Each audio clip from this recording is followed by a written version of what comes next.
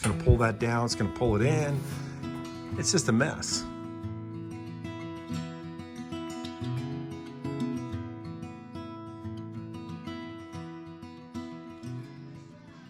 So this is a typical problem you're going to find on a World War II Jeep where somebody has come back in and retrofitted a CJ2A gas tank with a side fill. So they cut a kind of circular, kind of rounded, whatever you want to call that hole. It's really jagged. The previous owner had put a patch in there. When I started trying to mess with it, it fell out. So I decided to do it a little differently and film it. So you can obviously make a patch that fits exactly in the hole and clean the edges of the hole up, or you can do what I'm doing, which is the lower patch panel is new. I have a nice straight line there. I have cut a square piece of 18 gauge steel, and I am going to tack it along the one edge that I know where I can get a good butt, which I'm doing right there. So the panels are completely aligned, and I'm going to put about 3 little very small MIG tacks there, and then I am going to trim it. So I have an angle grinder with a cutoff wheel, and I am cutting at roughly a 45-degree angle, which means that when I push these two panels together, there's going to be a little bit of a beveled overlap. Depending on how thick the cutoff wheel you're using is, that may work perfectly or it may not. And now I am cleaning everything, both sides, the new metal, the old metal. Everything needs to be bright and shiny, no evidence of rust. When you have problems with blow through, most of the time it's because your metal's not clean enough. So right here in the corner, the panel is kind of hanging up on the metal. And while tight is often a good thing, in this case, and particularly when you're MIG welding, you want yourself to have a little space. I would say a 1/16 is good, not too much more than that, maybe 3/32.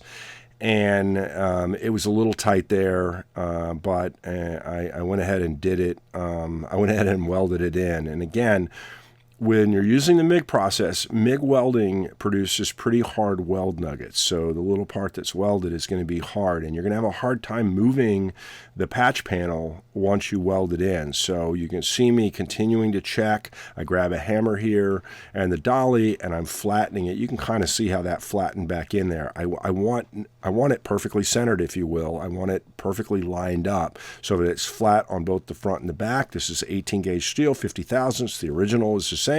So I am filling this whole thing in, lots of little spot welds, each one overlapping the one next to it slightly until we have a continuous weld.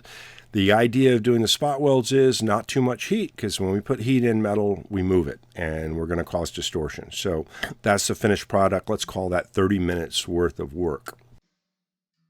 I want to personally invite you to become a member of ShopTime. Why, you ask? Let me show you. Definitely going to take a little time to fix. And we'll show you how it works when you get it all back together again. Look at this slack reel.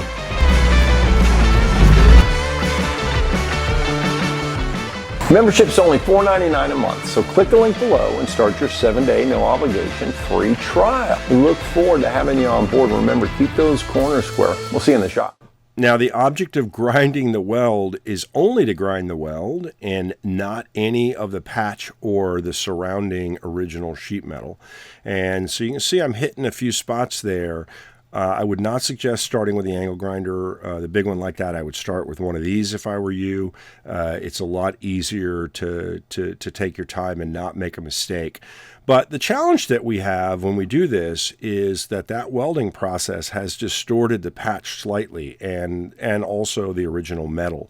And so as I grind the weld nugget itself, what I'm going to find is that there's a little recess on either side of where the weld nugget is, because it's a little hard to describe, but the shrinking action associated with the welding is going to have pulled both the patch and the actual original steel toward the inside of a Jeep in this case. So there's just a little valley on either side of the weld nugget. And the way I have to fix that is I need to grind a little bit of the weld nugget off, and then I need to hammer and dolly from the backside in this case, and drive that metal toward the outside of the Jeep, and then come back and grind a little bit more of the weld nugget off. and do it again and again and again. Now, you can see in this case, you can still see those lines a little bit, but they're really starting to disappear.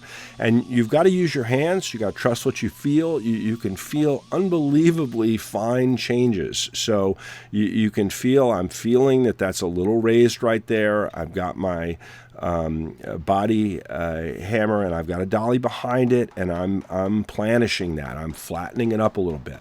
Now, one of the other things to remember is that as we hammer metal, we're going to move it. We're expanding it in this case, or stretching it. So that's going to cause that panel to move around a little bit, and this is supposed to be a perfectly flat panel. When I get done with all this stuff, it is not going to be perfectly flat, no matter what I do. Even if I do every little bit of my job here perfectly, this thing will not be perfectly flat. So don't fret when it doesn't look good. The first ones you're doing are probably going to be really out of whack, and that's a little harder to fix. So you do want to be careful. Keep the heat down. Keep your grinding slow. Pay close attention. But it's just part of the process. The better you get, the less distortion you have to deal with.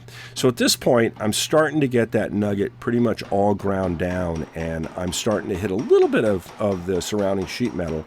And so I'm using a slapper in that case to bring it up, and everything looks pretty good at this point.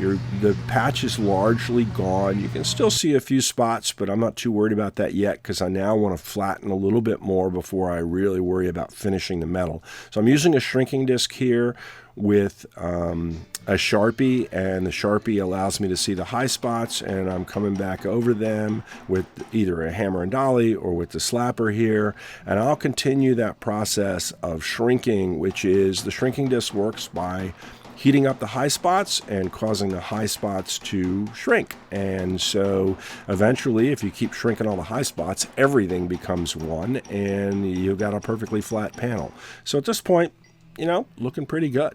Got a few more places, and I'm not going to go completely crazy with this particular patch, because the area above it where you see the original OD paint has a lot of dents and things in there, and as I move that metal around, it's going to flow into this metal below it.